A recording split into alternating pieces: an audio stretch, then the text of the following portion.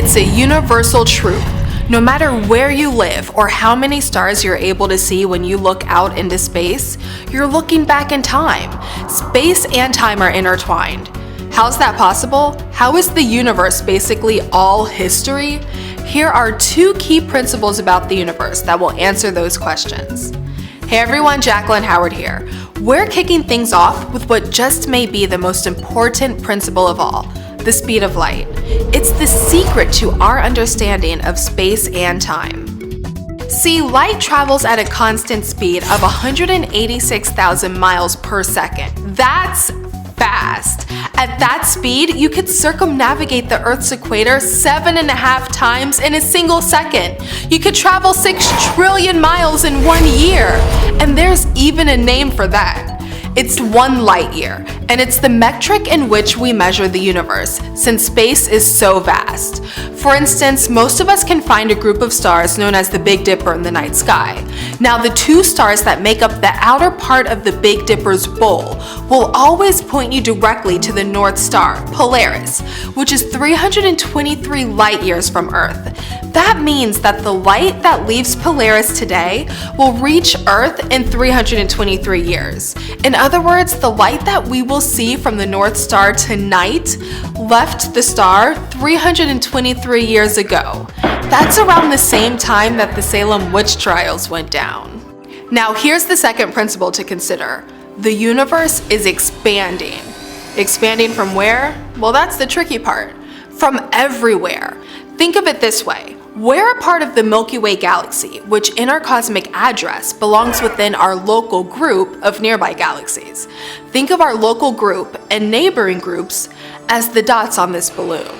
And think of space as the distance between the dots. Now watch what happens. See how space seems to expand in all directions? That's how the universe works. That's everywhere expanding.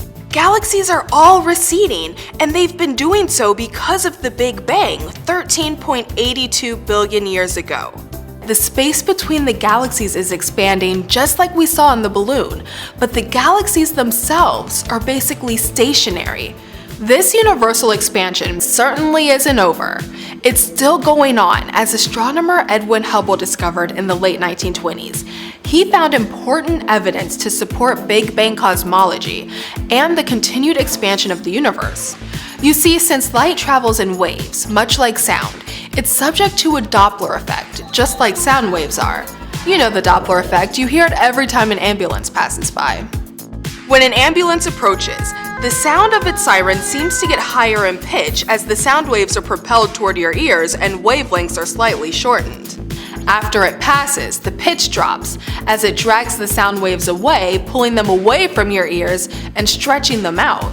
Light waves stretch in the same way as galaxies recede away from us, but as they stretch, they slightly shift in color, not pitch. Picture the visible light spectrum, you know, the colors of the rainbow, Roy G. Biv. When a galaxy is receding from you, due to the expansion of space between you and the galaxy, the light that its stars emit shifts to the red end of the spectrum. That's because the light wavelengths get longer. It's red shifted.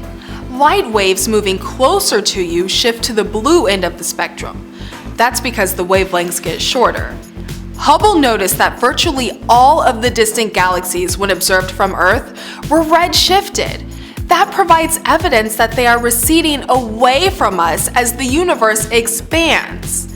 He also noticed that the farther the object from Earth, the more pronounced the redshift of its light, which suggests the object is receding at a higher speed. Incredible. The universe has expanded to such depths that the light from some stars doesn't reach us until after that star has already perished. Stars' lives unfold before our eyes each night long after they're gone.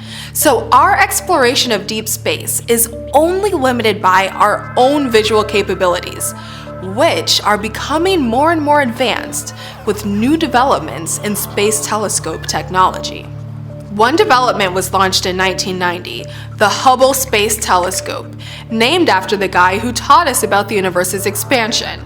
Thanks to this telescope, we've seen spectacular snapshots of our neighboring spiral galaxy Andromeda, which is 2.5 million light years away. That gives us a glimpse of how the universe was 2.5 million years ago. And with Hubble's infrared and ultraviolet sensors, we have an image that's called the deepest look into our universe to date. That was published in 2012, and it's dubbed the Extreme Deep Field. It shows 5,500 galaxies that span back 13.2 billion years in time. That allows us to observe light from some of the earliest galaxies and stars that ever formed. Wow, Hubble's done some cool things, but currently there's a team of aerospace and electrical engineers at NASA who are building the Hubble successor, the James Webb Space Telescope.